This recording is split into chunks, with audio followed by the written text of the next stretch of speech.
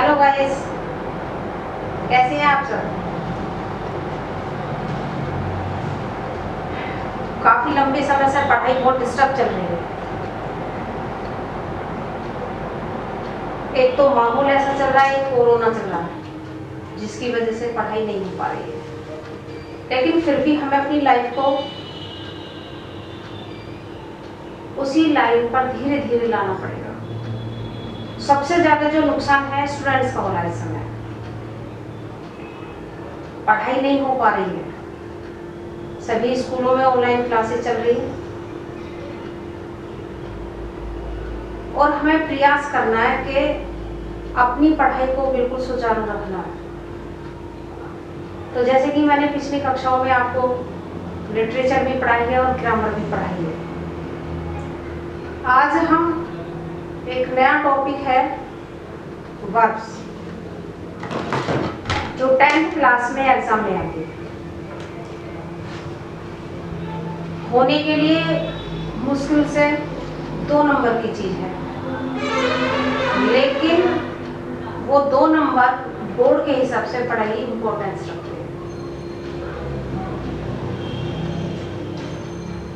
Exam में जब questions आते हैं तो उसमें 2-2 नंबर का जो सेकंड पार्ट होता है, फर्स्ट पार्ट होता है ए और सेकंड पार्ट होता है बी। तो ए पार्ट में आपका जो लिटरेचर होता है, सेकंड पार्ट में सारा ग्रामर आता है।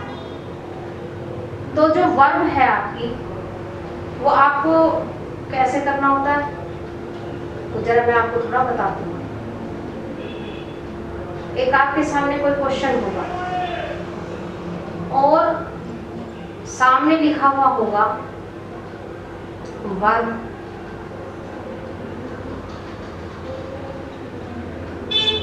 हमें किस तरीके से उसको चेंज करना है अपने सेंटेंस को,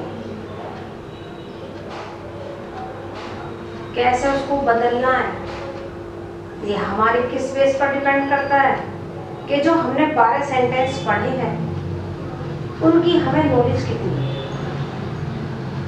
क्योंकि आपका एक मान लो किसी वर्ड में हमें एस या ईएस जोड़ना है, मतलब बहुत छोटी सी बात है और उस छोटी सी बात के ही 2 नंबर है हमारे। लेकिन वो कब होंगे, जब हमारी जो 12 सेंटेंस है वो बिल्कुल हमारे पक्के हैं। हमें एक एक चीज को ध्यान में रख करके चेंज करना है। भाई सपोज कीजिए आपके सामने कोई सेंटेंस आ जाता है, जैसे मान लीजिए आ गया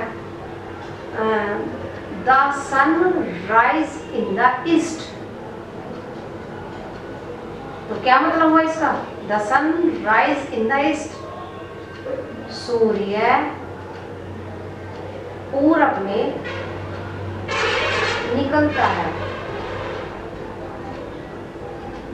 अब हमने क्या ढूंढा, इसके अंदर क्या चीज है जो हमें कुछ कमी महसूस हो रही है। भाई हम सबसे पहले क्या ध्यान करते हैं, ये जो सेंटेंस है कौन सा है, कौन सी टाइप है, क्या इसमें वर्ब लग रही है। तो हमने क्या पढ़ा, भी हमने देख लिया भाई सूर्य पूरब में निकलता है, तो प्रेजेंट इंडेफिनिट हुआ। और प्रेजेंट इंडेफिनिट होने के बाद दूसरी बात यह है अफर्मेटिव है। अफर्मेटिव में हमने क्या पढ़ा, एस या ईएस। हम सभी जानते हैं जो सिंगुलर होता है उसमें एस या ईएस का यूज होता है, जो प्लूरल होता है उसमें एस या ईएस नहीं लगता। तो हमने देखा सूर्य एक है, तो उसके साथ हमें क्या डालना, राइज, राइजिस। यानी हमें क्या कमी महसूस हो रही है, हमें उसमें यानी हमें ब्रैकेट में जो क्या मिलेगा, लिखा हुआ राइज लिखा हुआ मिलेगा हमें। तो हमें क्या करना है, राइजिस, ईएस जोड़ करके हमारा सेंटेंस कंप्लीट हो जाता है। बस इतनी सी कमी है, अगर इस कमी को हमने पूरा करें तो मैंने 2 मार्क्स पाए। तो एक चीज तो आपके सामने ये है। तो आपको जब भी मान लो वर्ब भरने के लिए, जैसे हमारे बहुत सारे हमारे कंपटीशंस होते हैं, उसमें भी ये सेंटेंसेस, ये चीजें कंप्लीट करने के लिए आते हैं। तो हमें इनका डीपली ज्ञान होना जरूरी है। जैसे बहुत सारी बातें जो मैं आपको छोटी छोटी बता देती हूँ इसमें। यदि आपके सेंटेंस में यस्टरडे लगा हुआ है लास्ट में, तो आप समझ जाइए कि आपका जो सेंटेंस है ये पास्ट का है, और पास्ट में हमेशा सेकंड फॉर्म का ही यूज होता है। सपोज कीजिए आपके सेंटेंस में टुमारो लिखा हुआ, तो आप बिल्कुल समझ जाइए कि हमारा जो सेंटेंस है वो फ्यूचर में है और हमें इसमें वर्ब, विल और शैल का प्रयोग करना है। तीसरी बात, यदि आपके सेंटेंस में डिड नॉट लगा हुआ है तो समझ जाइए डिड नॉट के साथ हमेशा फर्स्ट फॉर्म का यूज होता है, यानी जो आपके सामने ब्रैकेट में लिखा हुआ है उसी को उठा करके आप रख दीजिए, कुछ नहीं जोड़ना। तो ये ऐसी, यदि आपके सेंटेंस में हैज, हैव, हैड लगा हुआ है तो आप समझ जाइए कि आपको जो ब्रैकेट में दिया हुआ है उसकी थर्ड फॉर्म का यूज करना है।